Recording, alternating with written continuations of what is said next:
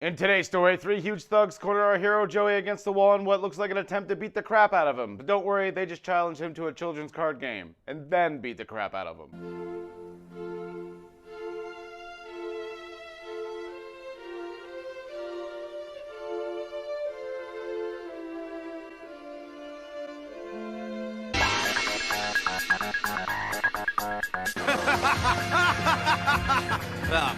Get ready for a 1-star rating, all my fellow and feature outlaws, as this is Cards Games vs. Humanity, and I am the NAKAK Double G. Here with that recap of that show that likes to make up subplots and then resolve them about 30 seconds later, Duel Monsters. So as per usual, if you enjoyed, don't forget that sub, that bell, that like, hit up the Patreon if you want to support me. And leave a comment telling me if you wouldn't just run away as fast as you can when three men in dark robes approach you down a dark alleyway like a normal person. But normal people is not something you'll get in this show, as our heroes are seen on the top of the roof of the school discussing the upcoming rules of Kaiba's new tournament. I guess they have no problem being at school as long as they're not actually inside the school. Here's a newsflash, Kaiba doesn't like you. Hey, yes he does. We have stuff in common. There are things. So he's super pissed that Kaiba didn't invite him after getting second in Duelist Kingdom, saying he doesn't even really care and doesn't plan on joining right before asking Yugi if he's going to. He claims that he has no choice and it's his destiny, which is basically Yugi's speech for "it's card games, bitch, of course I'm gonna." Wondering what he means by destiny, Yugi says it's a long story, to which he explains it about 5 seconds later, and Joey says, yeah, I'm convinced, I'll join. What's the matter? You never saw a guy kiss a card? I mean, I'm not gonna say I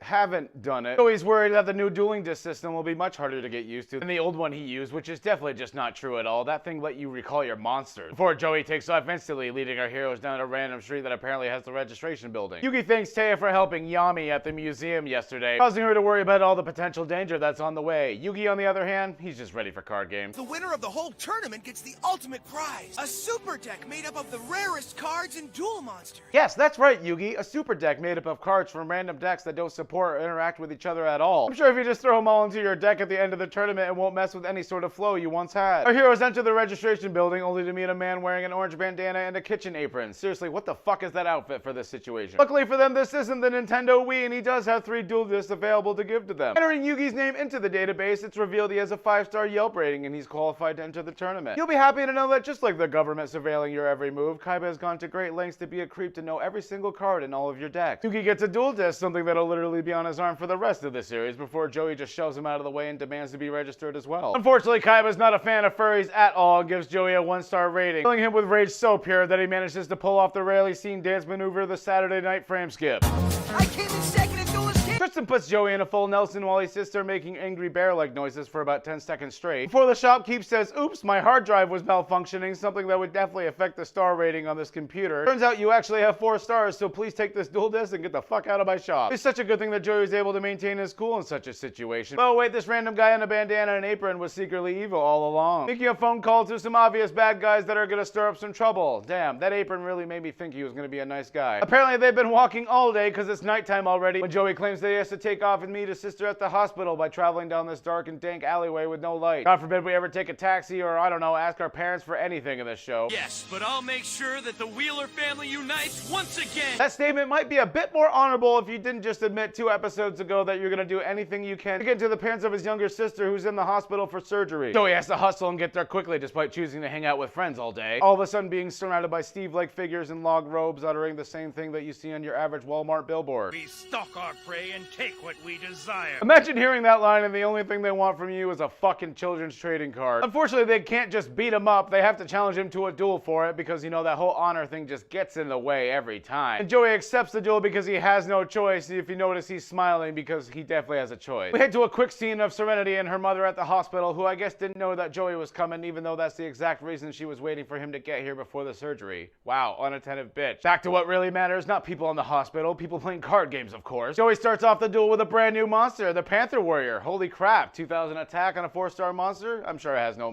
major drawbacks or anything. The mysterious fairy hunter acts mysterious by mysteriously placing 1 card face down and ending his turn. Just what I need right now.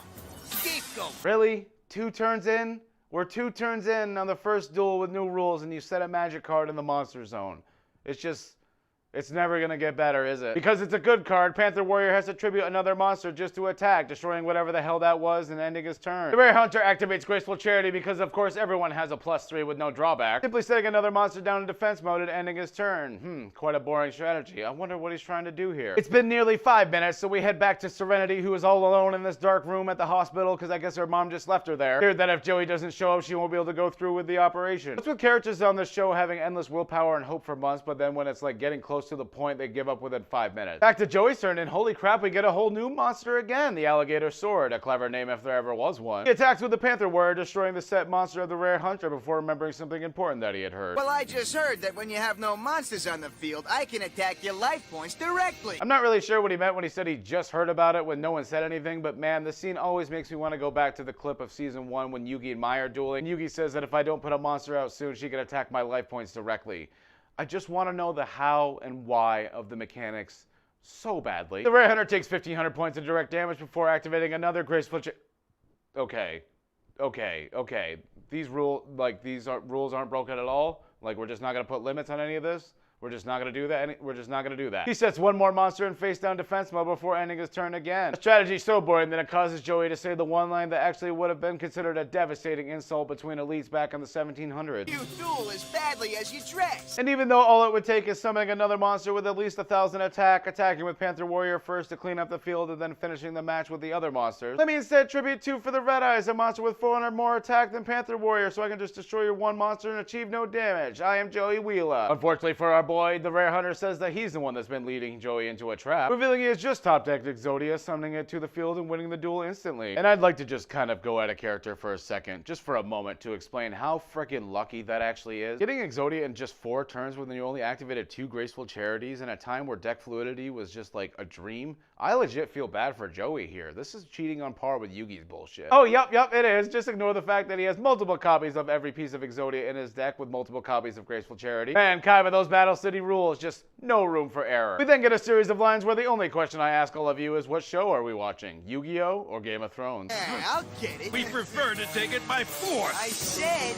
I'll get it. Back at the hospital, Serenity is not opening the door for her mother or the doctor until Joey is there, calling Yugi as if he's the best person to try to help. Our gang heads down some random streets. Also, when the fuck did Tristan get a motorcycle? Where could Joey be? We have to find him. Is he okay? Oh wait, I found him. Good job, Tristan. The episode ends with Joey arriving at the hospital, telling Serenity he's very sorry that he wasn't there on time, but he was busy playing a children's card game. She says, it's okay, I get it. Well, that's it for this week's episode. I want to thank you all for watching, and of course, a shout out to all my patrons. If you find yourself being chased by random warehouses and storage buildings, just remember their one weakness: fire. This has been the man from Earth with all the girls, ladies and gentlemen.